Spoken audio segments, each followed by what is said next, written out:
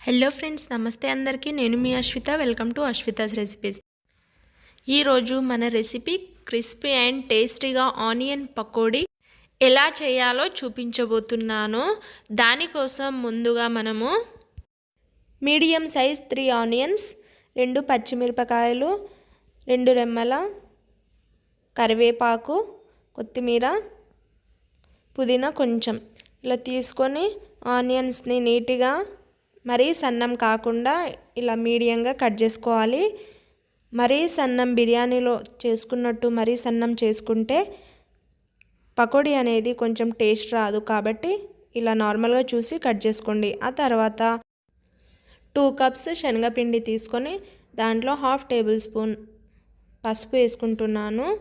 అదేవిధంగా 1/2 table spoon salt కొంచెం చూసి టేస్ట్కి తగినంత వేసుకోవాలి.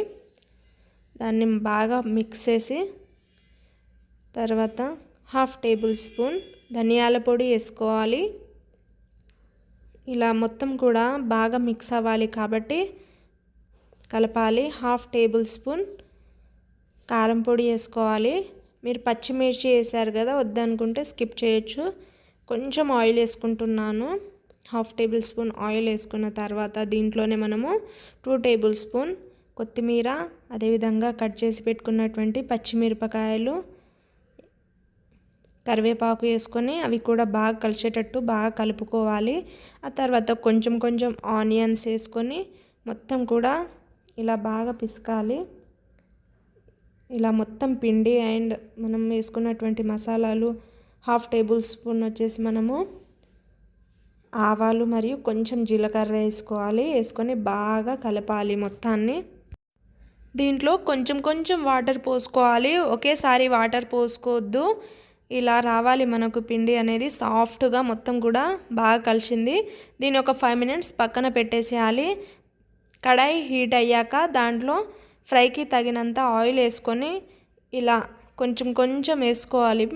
హ్యాండ్తో కూడా వేసుకోవచ్చు, స్పూన్తో కూడా కొంచెం ఇలా వేసుకుంటే పకోడీ అనేది మనకు చాలా క్రిస్పీగా అండ్ టేస్టీగా వస్తుంది.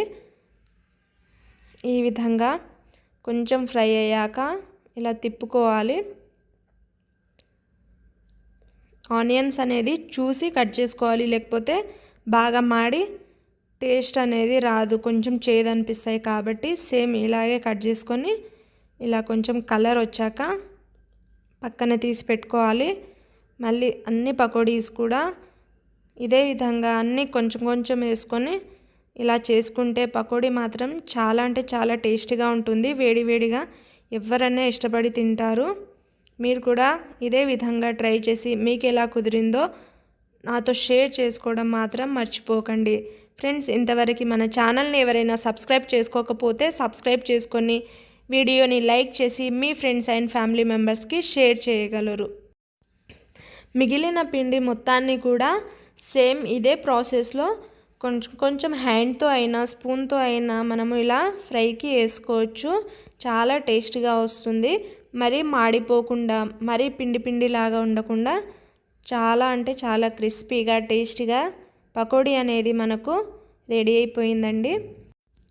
దీనికి మరీ ఎక్కువ ఇంగ్రీడియంట్స్ కూడా అవసరం లేదు. మన ఇంట్లో ఉన్న వాటితోనే చాలా ఈజీగా అండ్ క్విక్గా తయారు చేసుకోవచ్చు.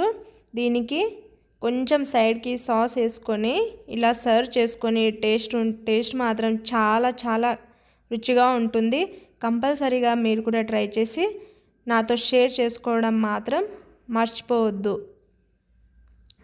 Please like, share and subscribe to my channel. Thank you for watching.